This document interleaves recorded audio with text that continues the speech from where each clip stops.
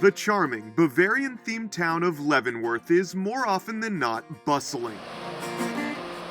And yet, this place, just a few miles away, feels like a world apart. Even though we're in Leavenworth, it's not that vibe. There's a lot more going on. There's a lot of activity. That's not what we are. Sleeping Lady Mountain Resort sits on 67 acres of largely unlandscaped land in the north-central Cascades. And so Chuck Sharinga is the resort's general manager. what we really do is nature. And it's a perfect balance between having great cabins, great amenities, and having nature. Originally developed in the 1930s by the Civilian Conservation Corps, and for more than 3 decades home to a Catholic youth camp, Sleeping Lady's focus on natural beauty is due in large part to renowned philanthropist Harriet Bullitt, who lived across the river and purchased the property in 1991. And Harriet really loved the natural aspects of this. So she didn't want to look across the river and see condos. So she said, I'm going to buy that. She wanted to keep it as pristine and nature focused and not have it overdeveloped. After adding modern amenities like a pool and spa, Sleeping Lady Mountain Resort welcomed its first guests in 1995. Of course, one of the big draws here remains the access to the outdoors. There are more than 4.5 miles of trails on the property, with stunning art integrated throughout.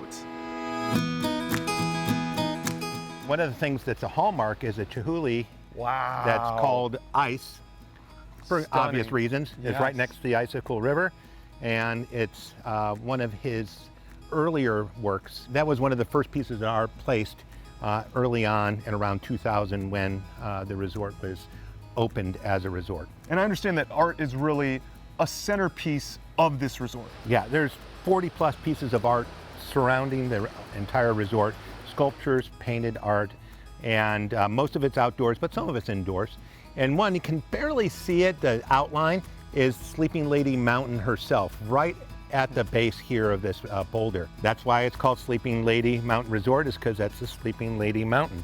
And though Harriet died in 2022, her vision for this resort lives on. Well, Harriet was a very generous person, very altruistic. She really, really wanted to make sure that the resources that she had at her disposal would continue after her lifetime to giving back to the community, specifically North Central Washington. And the idea was that to give it to a nonprofit in the Icicle Fund and gift this resort to them. Every dollar of profit that the resort makes goes back to the Icicle Fund that helps keep programs like local arts, regional, historical and cultural efforts, as well as indigenous people. Yes, that means when you say, enjoy a cocktail here at the grotto, you're giving back. And the setting? Well, it happens to be pretty great too.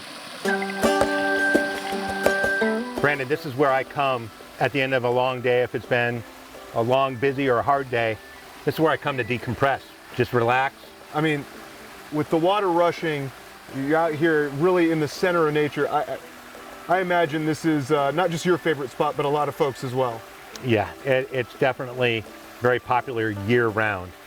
In the winter, people will be sitting here in snowstorms in their parkas, enjoying a hot buttered rum.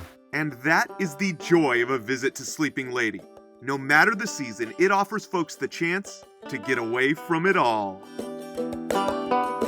It's a place for people to escape and relax and rejuvenate themselves, to just take that time and then just cherish those moments you had here of serenity and peace. For Seattle Refined, I'm Brandon Bernstead.